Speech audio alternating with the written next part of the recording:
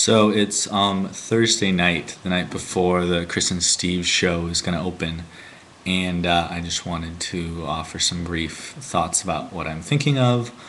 Of course, you should be going to see the show. Hopefully, I'll see you there. But I was thinking about it today, and I just wanted to record these before I forget them all.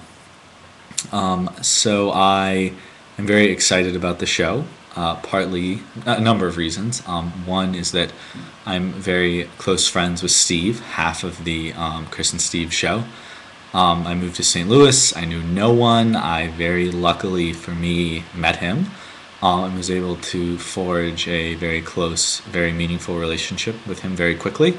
So he's half the Steve and Chris show. The other half is Chris, who was my roommate when I moved to St. Louis. I found him on Craigslist. They needed a third person to move into the apartment, and luckily they picked me. So these were two people who were the bulk of my St. Louis life for the first year I was here, and they're doing a stage show about their lives together, impromptu conversation interviews. So I'm very excited about being able to see what they have to do together. Two people who I respect very much. They're very talented performers. So there's that. We'll also probably be having guests up on stage, and my guess is that at least one of the nights that I'm there, they'll ask me to come up and join them, and I'll have a little chat with them as well.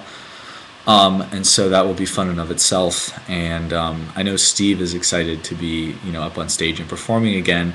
And I, even thinking of, these brief moments when I might be up on stage with them, I'm really looking forward to it myself as well, because I really enjoy that. All throughout college, when I was doing speech and debate, when you're in those high-pressure situations, when you're in front of an audience, when you're doing something impromptu, that adrenaline rush that I would get, that combination of achievement and fear and exuberance would all kind of come together. And I hadn't really done any of it since college until I went to a Jewish summer camp, actually. Over the summer, I was there in July, and there was a couple of performances where I got up and was basically doing an impromptu style performance in front of a crowd of people, and I was getting that same rush again. And I left the camp thinking that I wanted to write something, and I wanted to do a one-man show of my Jewish experience. Someone has done that.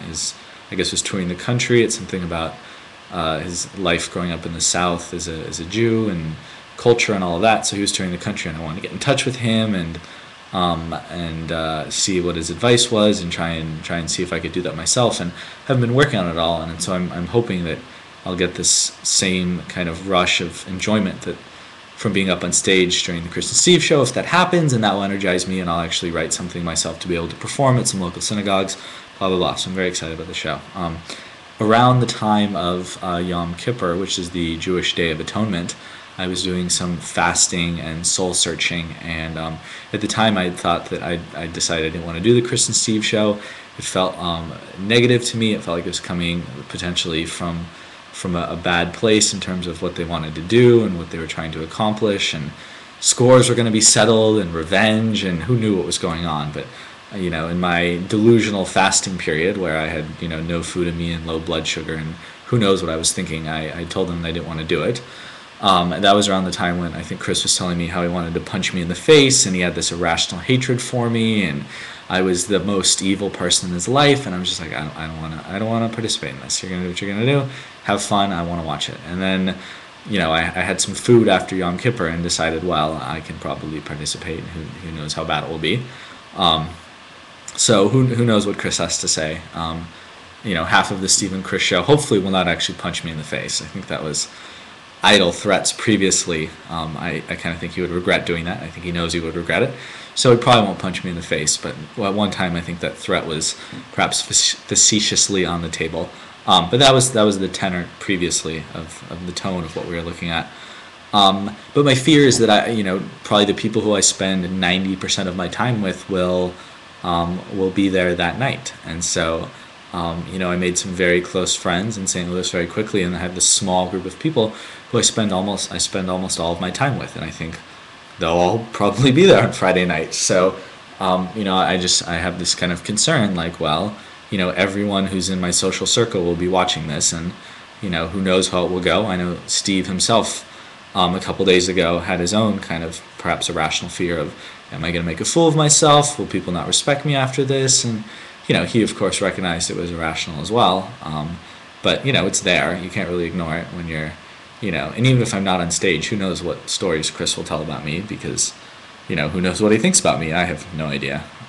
But, it's performance, and I think that allows everyone to get into, or allows people to get into exaggeration and storytelling and, drama, and so who knows what would come out.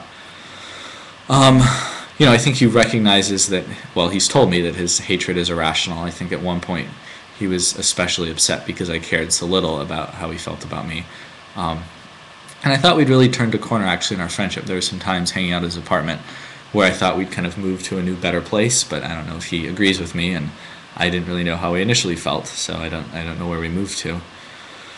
But, he could be mean, and, I could perhaps respond, whatever. I feel like I'm not a mean enough person, which some people might feel is kind of surprising, but I've been in situations where I had to kind of yell at people, or I was supposed to be upset at them, and I don't do a very good job of it. It's not an emotion I get into.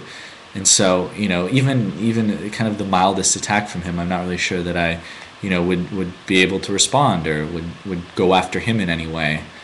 Or, especially it's a very complicated situation we had, what this hatred of me all stemmed from. But, a lot of it relates to, I think, his relationship at the time, or the roommate, which is not something that I really want to bring up either of those things.